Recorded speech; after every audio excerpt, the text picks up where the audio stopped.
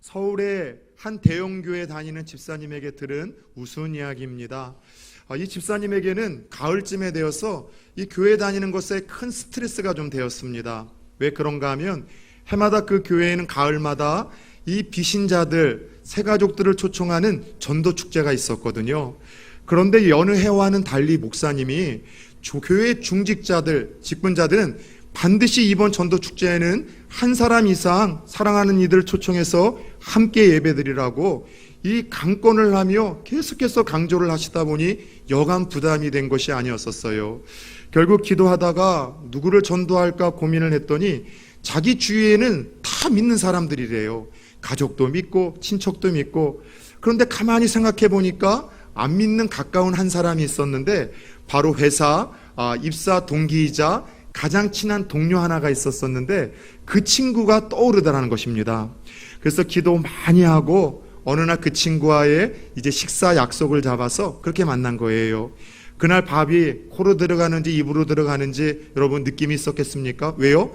뭘 해야 되기 때문에 초청해야 되고 전도지를 줘야 되기 때문에 여간 불편하다가 결국 식사 다 끝나고 이제 돌아갈 무렵 좋은 분위기 속에서 되게 떨면서 부끄럽게 초청장 하나를 내밀었대요. 사실 친구야, 우리 교회에서 사랑하는 사람과 함께 예배드리는 날이 있는데 네가 왔으면 좋겠다라고 초청장을 내밀었는데 어떤 일이 벌어졌는가 하면 그 친구가 이런 얘기를 하더랍니다. 너도 이 교회 다니냐? 나도 여기 다니는데. 알고 봤더니 같은 교회를 다니는 같은 교회의 성도 가족이었었어요. 뭐 작은 교회에서는 불가능한 일이지만 큰 교회에서는 여러 번의 예배 가운데 수천 명이 앉아 예배를 드리다 보니 얼마든지 있을 수 있는 일 아니겠습니까? 그러나 한편으로 입사 동기이자 가장 친한 친구로서 얼마나 많은 교제의 시간이 있었겠습니까? 밥은 함께 얼마나 많이 마셨겠습니까? 차는 또 얼마나 함께 또 많이 같이 마셨겠습니까? 그럼에도 불구하고 세상의 많은 이야기들은 주고받았지만 신앙의 이야기, 영적인 이야기, 신앙 고백은 한 번도 하지 않았기에 이런 우픈 스토리가 여러분들 주어진 것 아니겠습니까? 여러분 솔직히 예수를 만나고 믿게 되면은요, 어디선 누구를 만나든지 자주 신앙 고백을 하게 됩니다. 거리칸 커밍아웃이 시작되죠. 그래서 예수 믿는 사람들은, 하나님 만난 사람들은 가는 곳마다 시끄러워요. 내가 만난 그 하나님, 내 삶에 지대한 영향을 준 그 예수 그리스도에 대해서 자꾸 소개하고 나누고 신앙의 고백을 하려다 보니 여러 사람들이 좀 불편해하는 존재들이 진짜 하나님 만나고 예수 만난 참 그리스도인이라 할 수 있습니다. 실제로 성경과 교회사를 살펴봐도요, 초대교회 성도들은 잘못하면 끌려가 죽을 수 있는 상황에서도 그들의 가정과 일터에서 자신이 예수 그리스도를 믿고 섬기는 그리스도인됨을, 그리고 예수 그리스도가 자신의 삶에 일으킨 놀라운 변화와 은혜들을 늘 자랑하고 나누고 다녔던 것이 초대교회들의 이 성도들의 삶이었었습니다. 이처럼 서로의 신앙에 대해서 고백하고 또 내게 주신 그 은혜, 또 내게 주신 복을 나누는 삶을 가리켜 한 번만 따라서 해봅시다. 간증의 삶. 다시 말해 간증이라는 것은 하나님께서 내게 행하신 크고 놀라운 일들을 내가 보고 듣고 경험한 것을 다른 사람들과 나누고 증거하는 것, 이것이 간증의 삶인데 초대교회와 성도들에게는 이 간증의 삶이 누구보다도 풍성했다는 것입니다. 그런데 오늘날의 그리스도인들은요, 가정과 일터에서 예수님에 대해서 이야기를 하거나 자신의 신앙 고백을 나누기를 상당히 부끄러워합니다. 이순식 장군식의 여러분들 신앙생활을 한다고 했죠. 내가 그리스도인인 것을 아무도 모르게 하라. 내가 예수 믿는다는 것을 아무도 알지 못하게 하라는 이 신념을 가지고서 직장과 일터와 학교에서 신앙생활을 하고 있더라는 것이죠. 심지어 세상에서의 여러분 행적은 그렇다 할지라도 교회 안에서 믿는 사람끼리의 모임과 교제 안에서도 여러분 신앙 고백을 하고 주신 은혜를 나누는 간증의 삶이 사라져가고 있다는 거예요. 여러분 한번 생각해 봅시다. 여러분 부부끼리 하나님이 여러분에게 주신 은혜와 감동을 나눠본 간증의 삶이 언제 있었습니까? 부모와 자녀들의 삶 속에서 간증을 나눠보며 교제한 적은 언제이신가요? 여러분들 같은 전도회에서 한 주 동안 하나님이 내게 베풀고 우리 가정에 주신 그 은혜, 감동에 대해서 함께 나눠본 적은 언제인가 한번 여쭤보고 싶어요. 분명한 사실은 신앙 고백과 감증이 넘치는 그곳에 영적인 교제와 유익이 더 풍성한 법이고 복음의 능력이 더 풍성하고 크다는 것이죠. 바라기는 사랑하는 우리 성도님들의 삶 속에 혹시 초대교회의 성도들과는 달리 요즘 부부 사이에서도 또 가정에서도 내가 속한 믿는 사람들의 모임 속에서도 하나님에 대한 신앙의 고백과 그분이 내게 베푼 은혜와 감동을 나누는 간증의 삶이 여러분들 사라져가고 있다면 다시 한번 그 간증을 회복해 나가기 위해 힘쓸 수 있는 오늘 귀한 시간 될 수 있기를 예수 그리스도의 이름으로 축원합니다. 그런 의미에서 오늘 함께 읽었던 이 본문은 드디어 예루살렘에서 바울이 고백한 신앙 고백과 간증의 이야기가 기록되어 있습니다. 바울은 3차 전도여행을 마치며 예루살렘을 그렇게 가기를 원했었죠. 심지어 바울을 정말 사랑했던 제자들과 이 동역자들은 바울이 예루살렘 가는 것을 한사코 만류했습니다. 왜요? 성령이 끊임없이 감동을 주셨어요. 바울 선생님, 예루살렘에 가시면 결박이 기다립니다. 환란이 기다립니다. 심지어 죽음이 있을지도 모릅니다. 그래서 인간적인 마음으로 한사코 예루살렘 가기를 만류했지만 바울은 그럼에도 불구하고 예루살렘 행을 멈추지 않았습니다. 왜요? 바울은요, 사는 이유와 존재의 목적이 분명했어요.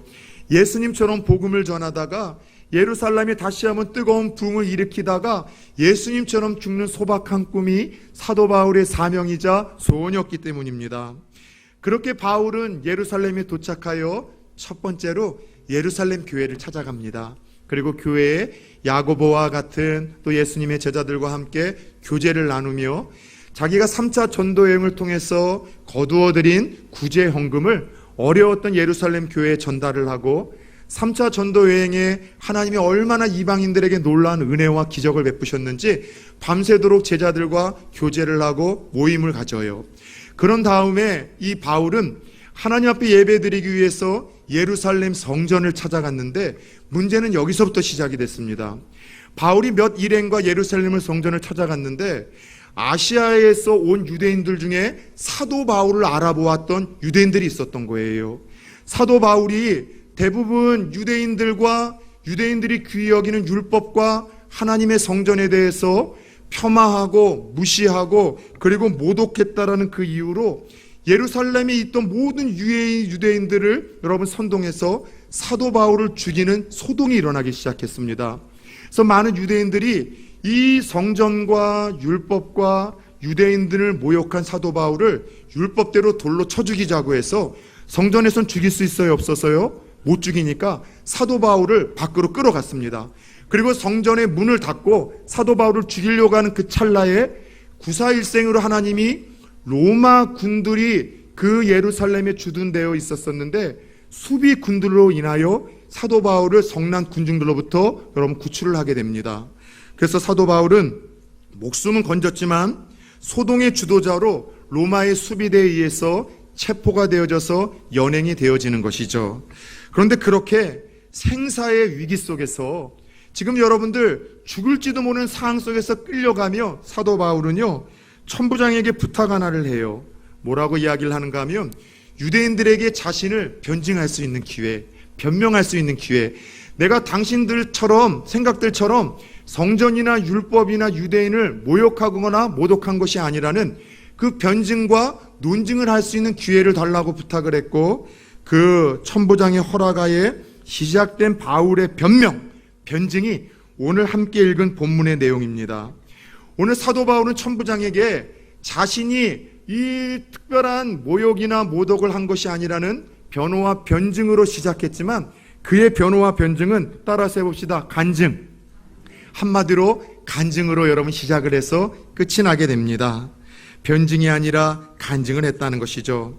사실 간증이라는 것은 사도 바울이 설교할 때, 복음을 전할 때 그의 메시지의 방편으로 가장 많이 사용하던 방식이 간증이었었습니다.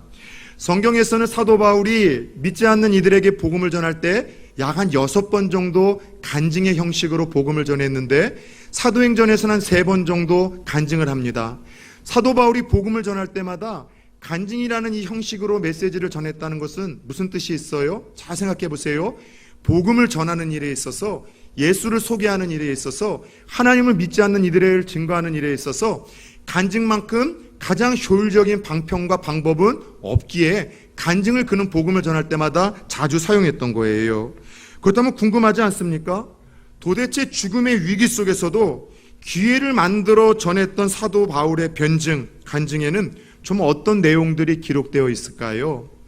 오늘 함께 읽은 본문을 보면 이 죽음의 위기 속에서, 절체절명의 위기 속에서 아주 억지로 기회를 만들어 복음을 전하고 간증을 전하던 사울의 이야기를 살펴보면 세 가지의 이야기를 나누고 있어요. 첫 번째는 어떻게 그가 예수를 만나기 이전에 살았는지, 예수 만나기 이전에 자신의 삶에 대한 솔직한 고백을 하고 있고, 두 번째는요, 어떻게 예수님 만나고 어떻게 예수님을 체험했는지에 대한 그 구원의 이야기, 회심의 이야기를 나누고, 세 번째, 그 예수 그리스도를 만나고 나서 자신의 삶에 어떤 변화와 어떤 일들이 일어났는지에 대한 그 변화의 이야기를 22장에서 좀 다루고 있다는 것이죠. 자, 첫 번째, 오늘 함께 읽은 본문 22장 3절에서 5절을 보면 예수 만나기 전 모습을 사도 바울이 들려주고 있습니다. 먼저 바울은 높은 층대에 서서 시브리 말 아람어로 간증을 시작합니다. 여러분, 사도 바울을 보면은요, 참 탁월한 실력자라는 걸 느끼게 됩니다. 아까 그 천부장에게 변증할 수 있는 기회를 달라고 이야기할 때는 헬라어로 말을 해요. 그래서 천부장이 깜짝 놀라요. 헬라어라고 하면 지금의 그리스어인데 영어를 자유롭게 구사하는 사람과 같았던 거예요.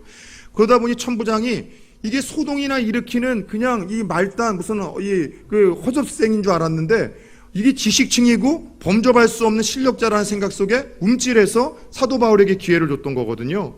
그래서 헬라어로 변증할 수 있는 기회를 얻었던 사도 바울이 유대인들에게 설교를 하고 간증을 할 때는 어떤 말로 했다고요? 유대 말이었었던 시브리요, 아람어로 하다 보니 유대인들이 깜짝 놀라서 귀를 기울이기 시작했다고 이야기를 합니다. 이걸 보면은요, 하나님이 쓰시는 사람들은 두 부류가 있어요. 잘 들으셔야 돼요. 열정파가 있고요, 또 하나는 실력파가 있어요. 뭐 열정파나 실력파나 하나님의 나라를 위해서 아름답게 쓰임받는 것은 뭐 다 자명하고 귀한 일이지만, 예를 들어서 베드로 같은 경우는 열정파거든요. 막 영성파예요. 그런데 사도 바울이나 모세 같은 사람들, 다니엘 같은 사람들은 실력파이거든요. 당대 학문과 철학과 수사학과 여러 가지 여러분들 율법에 대해서 능통한 실력자였었어요. 하나님은 기도하고 막 뜨거운 영성의 일꾼들도 쓰지만 하나님께서는 실력을 갖춘 일꾼들도 쓰는데, 냉철하고 객관적인 자리에서 평가를 하면 영성파보다도 하나님의 나라를 위해서 더 크고 위대하게 쓰임받는 것은 실력파들이라는 것을 알게 됩니다. 오늘 우리 가운데 좀 청년들이 좀 많이 나왔네요. 승혜자매도 중국어도 되게 잘하잖아요. 그죠? 중국어 배우고 싶은 사람들이 있으면 과외도 하고 있는데 승혜자매한테 여러분 요청하십시오. 그 외에 우리 청년들이 여럿인데, 청년들 무엇보다도 여러분 언어는 적어도 영어 정도는 능수능란하게 할 수 있는 실력을 갖출 수 있기를 축원합니다.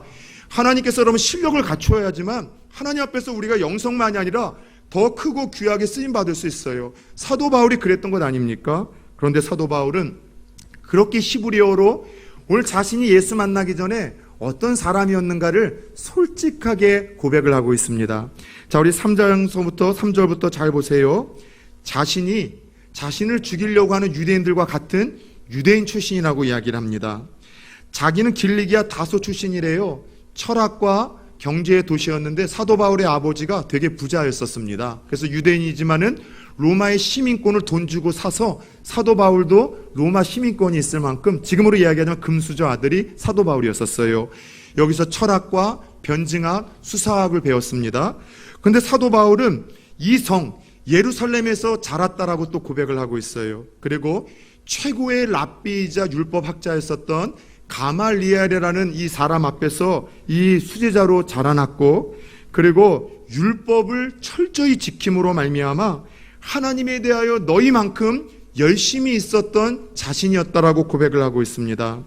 너희들과 내가 별반 다를 바 없다는 동일시 공감대 래퍼를 형성하면서 마음의 문을 열고 있는 거예요. 여러분, 근데 사도 바울이 예수 만나기 전 부끄러운 과거를 솔직하게 고백하는 모습을 통해서 우리 간증에 대한 잘못된 고정관념을 깨는 것 같아요. 그 고정관념은 뭐냐면 따라서 해봅시다. 간증은 자기 자랑 아니다.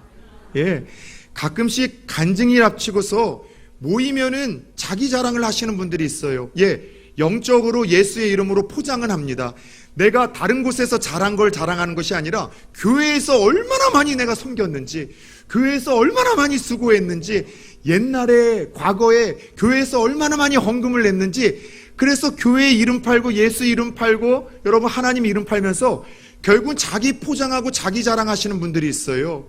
그런 분들과의 교제는요, 간증이라고 듣지만은요, 짜증이 나요. 자꾸 화가 나요. 자꾸 부하가 치밀어요. 은혜가 안 돼요. 간증이라는 것은 내가 교회를 위해서 얼마나 열심히 일을 했는지, 교회를 위해서 얼마나 많이 봉사하고 헌금하고 내가 죽도록 충성했는지에 대한 자기 자랑 나열하는 것이 아니라, 따라서 합시다. 하나님 자랑. 하나님 자랑하는 거예요. 오늘 사도 바울은요, 예수 만나기 전에 수치스럽고 부끄러웠던 자기 과거를 솔직하게 이야기를 합니다. 예수 믿는 사람들 잡아 죽이는 일에 앞장섰대요. 스테반을 죽였다라고도 고백을 하고 있습니다. 사랑하는 여러분, 궁금한 건 좀 그거예요. 오늘 사도 바울은 여러분 예수 그리스도를 믿는 이 성도들, 교회를 핍박하는 일에 최선을 다해서 열심을 냈다고 합니다. 사도 바울이 왜 기독교와 성도들을 핍박하고 죽이는 일에 최선을 다하고 열심을 냈는 줄 아세요? 언젠가도 한번 이야기를 했지만 무섭게도 하나님을 위함이었었어요. 하나님을 위해서 그는 여러분 기독교를 또 성도들을 교회를 핍박하는 일에 열심을 가지고 거품을 물었던 사람입니다. 근데 문제는 사도 바울이 위했던 그 하나님이 성경적인 하나님이 아니었었어요. 여러분 그 하나님은 성경적인 하나님이 아니라 자신의 편견, 자신의 고집, 자신의 전통이 빚어낸 그릇된 하나님, 일그러진 하나님이었다는 것이 문제였었습니다. 호세아 4장 6절의 말씀처럼 내 지식이 백성이 지식이 없어서 망한다는 이 말씀처럼 평생 유대인의 전통과 종교적인 신념을 가진 사도 바울에게 있어서 하나님을 위한 일은 교회를 힘들게 하는 일이었었어요.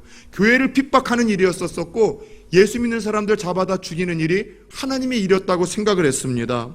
이처럼 잘못된 열심, 잘못된 신앙, 잘못된 지식을 가지고 교회를 섬기고 열심히 교회 일을 하는 것은요, 자칫 잘못하면 나도 죽고 남도 죽이며 사도 바울처럼 열심을 부리면 부릴수록 하나님의 가슴에 못을 박는 안타까운 결과가 여러분 나타날 수가 있어요. 한번 물어봅시다. 요즘 저와 여러분이 하나님과 교회를 위한 그 명분에는, 내가 내고 있는 열심에는 여러분 정말 성경적인 열심인가? 한번 물어보세요. 정말 하나님을 위해서 좀 열심히 내가 섬기고 있고 교회를 위해서 열심히 봉사를 하고 있는데 여러분 내가 내고 있는 그 열심, 열정이 옳습니까? 바릅니까? 혹시 성경적입니까? 혹은 내 고집, 내 신념, 내 전통을 가지고서 자꾸 교회에 하나님을 위한 명분으로 오늘 사도 바울처럼 잘못된 열심을 내므로 말미암아 자신의 영혼도 계속해서 죽어가고 열심을 바로 성경대로 품고서 내는 사람들의 길을 꺾고 자꾸 교회를 여러분들 어지럽히고 있는 것은 아닙니까? 사도 바울은 착각하고 있었어요.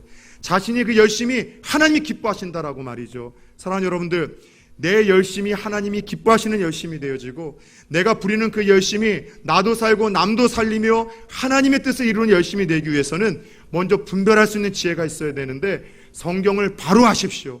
바로 배우십시오.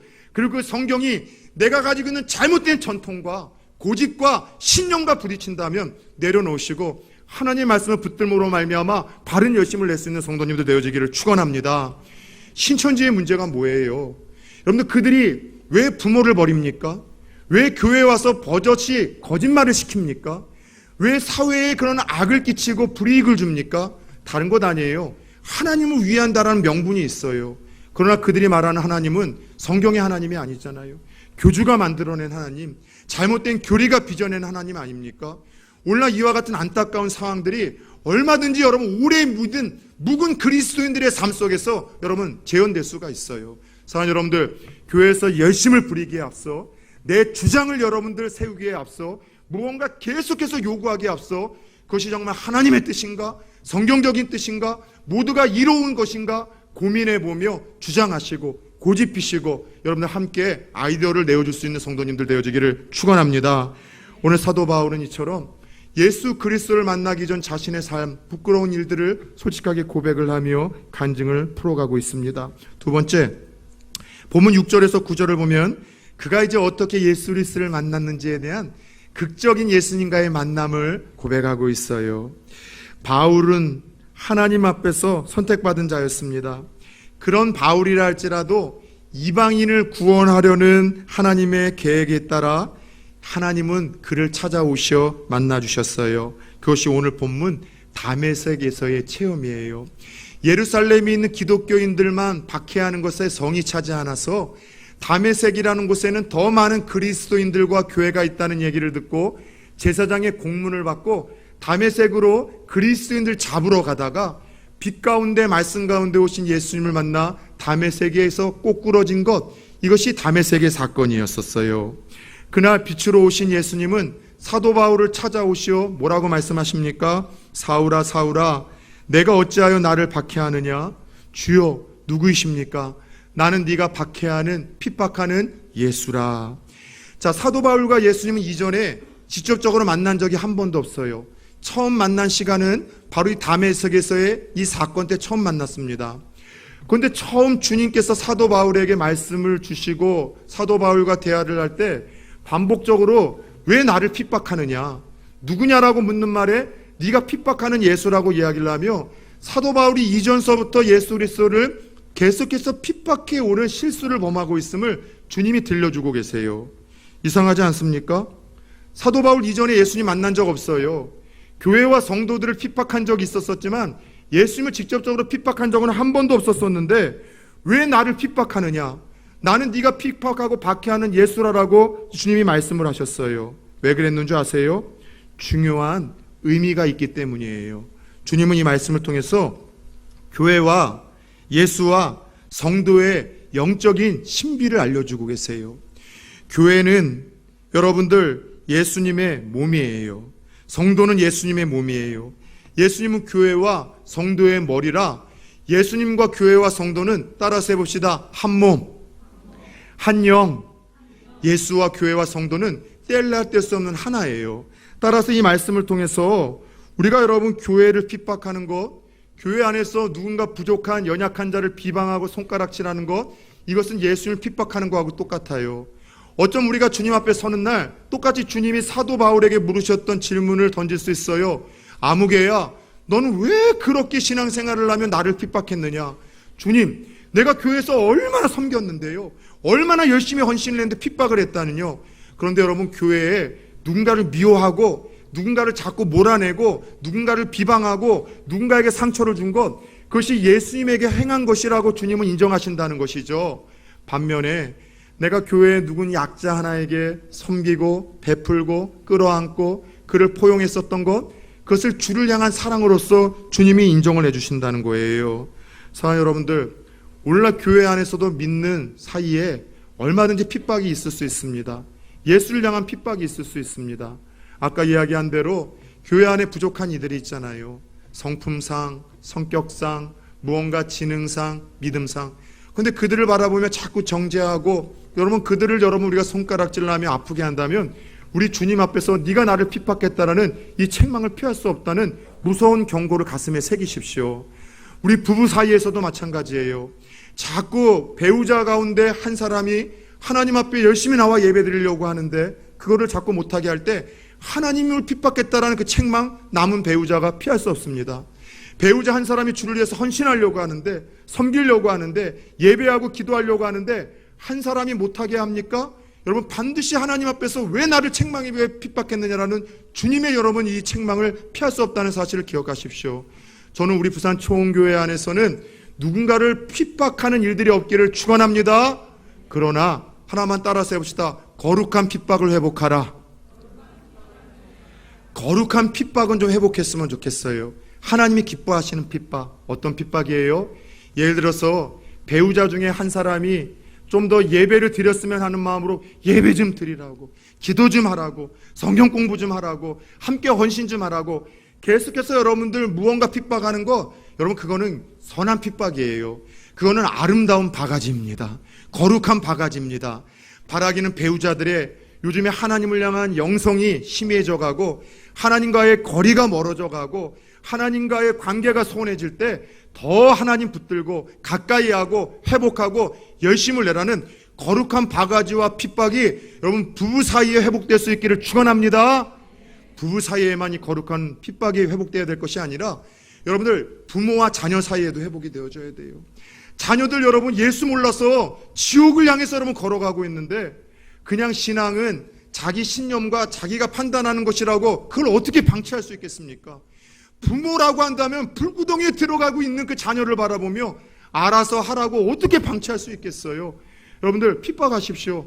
예수 믿으라고, 교회 나오라고, 다시 신앙생활 해야 된다고. 거룩한 핍박을 가지고서 우리가 나아갈 때 하나님께서 우리의 핍박을 받는 이들의 마음을 돌이키시고 회복시키시고 다시 하나님 앞에 이끌 수 있다는 사실을 기억하시기를 축원합니다. 중요한 것은 오늘 바울은 그렇게 예수 그리스도를 다메섹이라는 곳에서 만나게 되었다는 것이죠. 사랑하는 여러분, 오늘 바울이 살아계신 예수 그리스도를 만났던 것처럼 저와 여러분들에게도 예수를 만난 경험이 좀 있으십니까? 한번 여쭤보고 싶어요. 신앙이라는 것은 예수를 만남으로 시작이 됩니다. 종교 생활은 예수 만나지 않아도 그냥 교회 나오면서 유지가 되고 진행이 되는데 진짜 참 믿음 생활과 신앙 생활은 예수를 만남으로 인해서 시작이 될 수 있어요. 여러분에게는 예수를 만난 경험이 있으십니까? 예수를 만난 체험이 있으십니까? 사도 바울처럼 극적인 이런 체험이 아니더라도 내 안에 잠잠하게 예수 그리스도가 나만의 구원자이고 그분을 통해서만 내 죄 문제와 영생의 문제가 해결될 수 있다는 성령의 감동을 따라 마음의 문을 열어 예수 그리스도를 인격적으로 모시고 만나본 경험이 있으십니까? 찬양과 말씀과 기도 가운데 지금도 강박한 내 심령을 두드리시고 찢어서 내 안에 비집고 들어오시는 그 예수 그리스도를 체험해 보신 적이 있는가 여쭤보고 싶어요. 사실 오늘 이 다메섹의 사건은 바울이 예수님 만난 사건 아닙니다. 예수 그리스도께서 바울을 찾아와 그를 억지로 만나주신 사건이에요. 바울이 한 것 아무것도 없었지만 일방적으로 이 바울을 선택하신 그 하나님께서 예수 그리스도를 통해 찾아와 그를 만나주셨기에 구원이란 전적인 은혜라고 할 수 있는 거예요. 아직 우리 가운데 예수 만난 확신이 없는 분들이 있다면, 예수 만난 체험이 없으신 분들이 있다면 바울을 강권적으로 찾아와 만나주신 그 주님의 은혜가 오늘 예수 만난 체험과 경험이 없는 성도님들에게도 재현될 수 있기를 예수 그리스도의 이름으로 축원합니다. 더 나아가 잠언 8장 17절을 보면 주님께서는 누구를 만나시고 찾으시는가 우리에게 약속해 주셨어요. 나를 사랑하는 자들이 나의 사랑을 입으며, 따라서 해보자, 나를 간절히 찾는 자가 나를 만날 것이니라. 20여 년 동안 청소년 사역과 청년 사역을 하며 여름과 겨울마다 수련회를 하잖아요.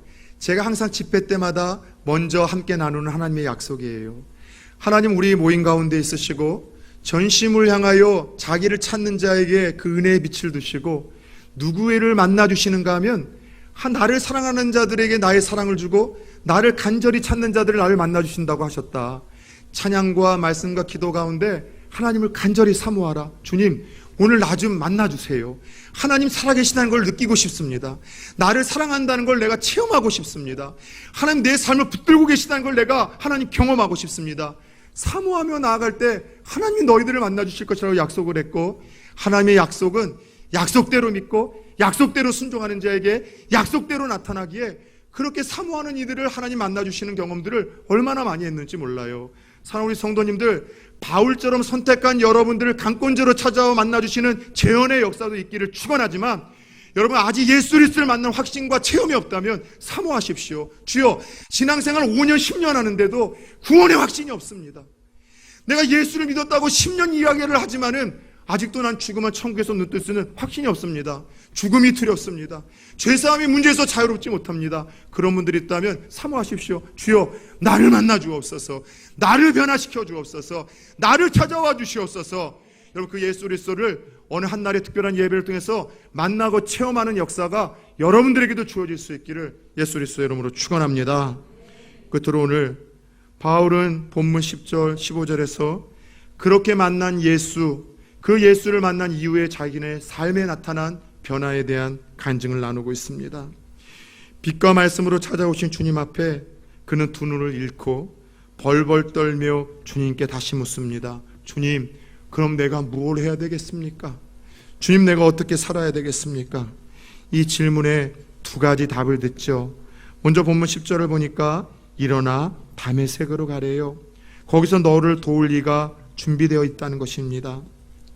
흥미로운 것은 사도 바울이 어디를 가다가 주님 만나서 꼬꾸러졌죠? 지금 어디로 가다가? 다메섹에 가다가 주님 만나서 중간에 꼬꾸러진 거잖아요.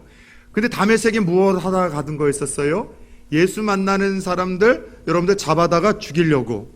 그런데 여러분, 이 예수 만나고 나서도 주님이 어디로 사도 바울을 보고 가래요? 다메섹으로 가래요. 여러분 잘 들으셔야 돼요. 예수 만났다고 해서 하나님 우리의 일상의 삶을 포기케 하지 않으십니다. 이단들의 특징은 뭐냐면은 자꾸 집 팔고 땅 팔아가지고서 자기 센터로 들어오래요. 자꾸 자기네 교회로 들어오래요. 자꾸 자기네 기도원으로 들어오래요. 하나님의 역사는 그렇지 않으세요. 하던 일 계속하라고 말씀을 하십니다. 그런데 그 목적이 바뀌는 거예요. 여러분, 예수 만나고 나서 다메섹으로 가긴 하지만 이제는 그 목적이 달라요. 예수 만나는 사람들, 예수 믿는 사람들 죽이러 가는 것이 아니라 예수 만난 사람들에게 예수를 증거함으로 인해서 살리러 가게 하시려고 목적이 바뀐 거예요. 여러분, 예수를 만나면 학교 가는 목적이 달라져야 돼요. 예수 만나면은요, 여러분 직장 생활하는 이유가 달라져야 돼요. 예수 만나면은요, 여러분들 사업하는 목적이 달라져야 돼요. 학교 가는 목적이 공부만이 아니라 직장 생활하는 목적이 호구지책으로 먹고 살기 위해서 돈 버는 목적이 아니라 사업하는 목적이 돈을 끌어모으기 위함이 아니라 목적이 바뀌어야 돼요. 사람 살리기 위해서, 생명 살리기 위해서, 하나님 나라 확장하기 위해서. 그래서 여러분 공부할 학교 가야 되고, 그래서 여러분 회사에서 돈 벌어야 되고, 그래서 사업을 하며 나아갈 때 하나님 복 주시는 것 아니겠습니까? 사랑 여러분, 여러분이 적어도 예수를 만난 분이라면, 그래서 예수를 만나서 공부를 하고 직장 생활을 하고 사업을 하고 있다면 그 목적이 이전과는 세상 사람들과는 다른 목적이 될 수 있기를 예수의 이름으로 축원합니다. 주님은 아무것도 볼 수 없는 이에게 다메섹으로 가라. 그러면은 아나니아라는 사람이 준비되어 있고 그가 너를 보게 할 거고 무엇을 해야 될 건지를 알려줄 거라고 말씀을 하셨어요. 주님은 사도 바울이 주님을 만나기 위해서 눈이 멀어야 하는 잠시 잠깐의 그 고난과 고통이 필요했기에, 충격요법이 필요했기에 그 아픔의 시간을 허용하셨습니다. 그러나 주님은 사도 바울의 앞을 볼 수 없는 고난의 시간을 허용하셨지만 주님의 고난의 목적은 그 고통 자체가 아니라 그것을 통해서 사도 바울을 새롭게 하기 위함이기에 곧 그의 문제를 해결시켜줄 아나니아를 준비시켰던 것이죠. 사랑하는 여러분, 하나님은 회복의 하나님인 줄 믿으시기 바랍니다. 하나님께서는 다시 한번 일으키시는 역전의 하나님이신 줄 믿으시기 바랍니다. 하나님은 치료의 하나님이시오. 지난 수요일 날 말씀의 이 제목처럼 하나님은 우리를 다시 웃게 하시는 분이에요. 저와 여러분들의 삶 속에 아무것도 볼 수 없는 그런 어둠의 시간, 아픔의 시간이 왔다면 다시 한번 치료하시고 회복시켜 주시고 웃게 하시는 그 하나님의 은혜를 이 한 주도 구할 수 있기를 축원합니다.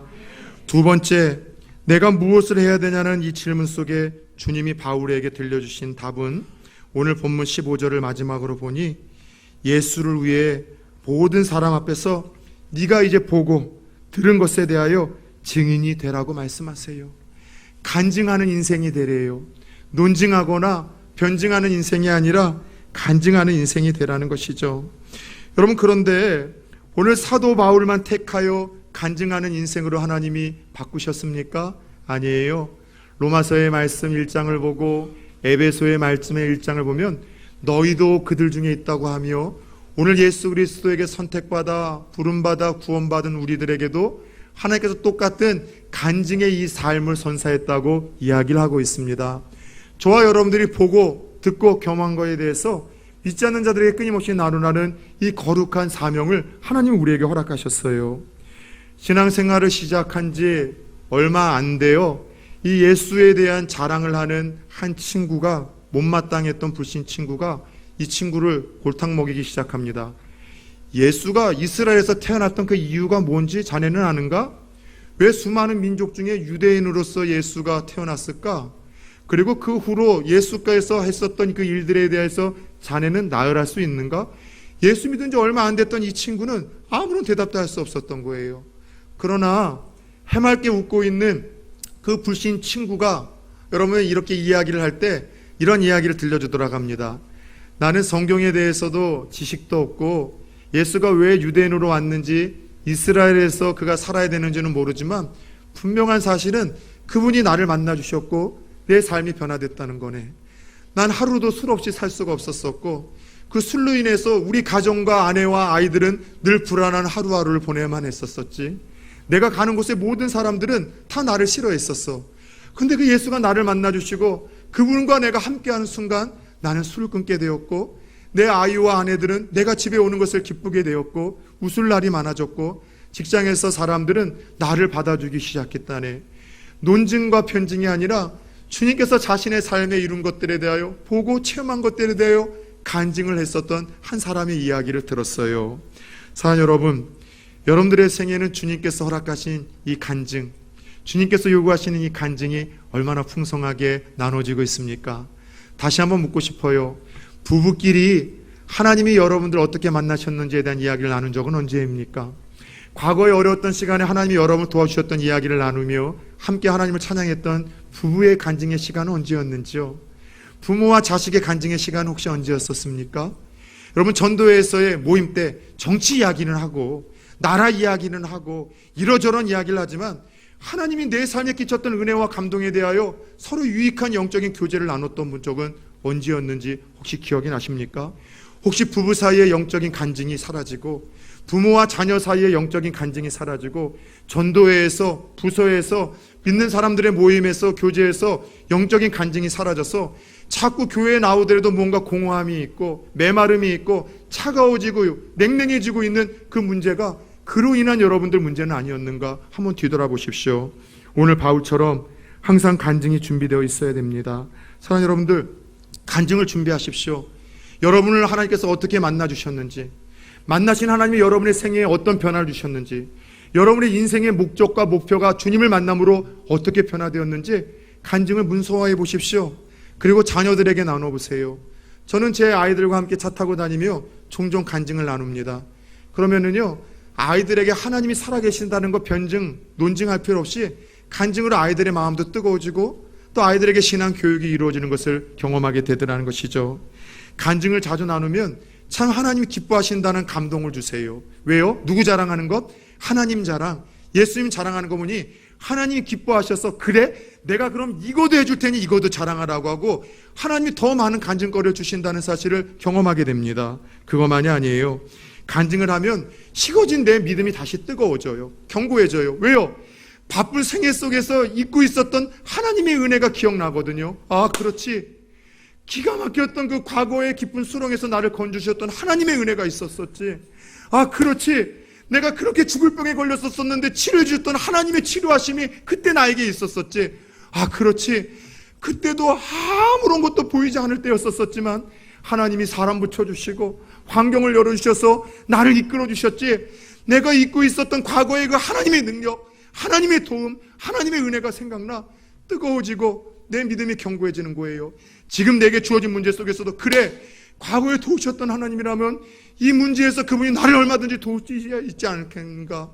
과거에 나를 치료하셨던 하나님이라면 지금도 이 질병에서 나를 얼마든지 치료할 수 있는 동일한 하나님이 아니시겠는가라는 믿음이 생기는 거죠. 여러분, 다윗의 믿음이 그것 아니었었습니까? 어떻게 소년의 왜소한 몸으로 골리앗 앞에 설 수 있었습니까? 간증을 하면서 믿음이 생겼던 거예요. 니는 소년이라 싸울 수 없다고 할 때 다윗이 간증을 합니다. 무슨 말입니까? 옛날에 제가 양을 칠 때가 있었었는데요, 사자가 나타나고 곰이 나타나서 양을 물어가면은 하나님이 나와 함께 하셔서 사자의 이빨로부터 나를 지켜주시고 곰의 발톱으로부터 나를 지켜주셨는데 그 하나님이 지금은 저 이 할례받지 못한 저 골리앗으로부터 나를 지켜주지 않겠습니까? 간증을 하면 믿음이 생겼던 거예요. 그래서 여러분, 골리앗 앞에 설 수 있었던 담대함까지도 하나님 주셨던 것입니다. 간증을 나누면 불신자들에게 하나님에 대해서, 예수 그리스도에 대해서, 복음에 대해서 자연스럽게 전할 수 있어요. 쉽게 전할 수 있어요. 여러분들 아름답게 소개할 수 있는 효과가 있습니다. 사랑하는 여러분, 여러분의 생애 가운데 간증이 풍성하기를 축원합니다. 기도하세요. 하나님, 간증이 메마르지 않는 이 한 주가 되게 해주세요. 저도 이 한 주 기도하고 있어요. 내일 저는 이제 다시 입원을 합니다. 하루 입원을 해서 MRI를 찍고 남은 수술 제가 제 수술의 여부를 이제 화요일 날 판정을 받습니다. 그런데 그거는 거의 지금 볼 땐 90% 수술해야 돼요. 다른 방법 없어요. 완전하게 끊어졌기 때문에. 그런데 저는 기도해요. 왠 줄 아세요? 새벽마다 손을 얹고 기도를 해요. 주여, 그리 아니하실지라도 저는 과거에 불치병, 누게리병에서 저를 치료하셨던 그 기적의 하나님을 저는 동일하게 믿습니다. 허리 때문에 제가 너무 힘들었었을 때 금식 기도를 하며 기가 막히게 기적으로 치료해 주셨던 그 하나님을 저는 지금도 믿습니다. 하나님, 죽은 자도 살리시는 하나님이시잖아요. 없는 것 있게 하시는 하나님이시잖아요. 치료하신 여호와 라파 하나님, 불가능이 없으니 엘샤다이에 전능하신 하나님, 역사하여 주옵소서. 하나님, 요즘에 내 삶에 뜨끈뜨끈한 간증이 없어요. 묵은 감정, 옛날 간증만 가지고 살아가는데 하나님, 불가능한 것을 치료하심으로 말미암아 지금도 하나님 살아계시다는 걸 내가 증거하며 드러내겠습니다.